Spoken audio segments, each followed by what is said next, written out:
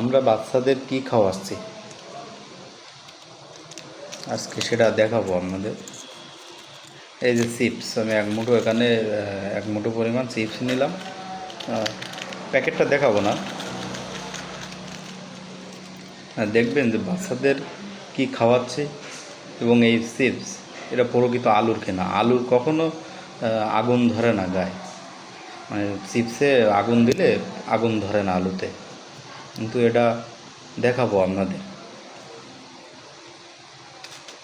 এটি বাচ্চাদের, অনেক বাচ্চারা ভাত খায় না, দেখ কি দোকান থেকে এক প্যাকেট চিপস এনে দাও, চিপস খায় বাচ্চারা। সেই চিপস আজকে দেখাবো আপনাদেরকে। এর যে কী কী ক্ষতি বা কী দিয়ে তৈরি করা, সেটা আপনারা নিজে চোখেই দেখবেন।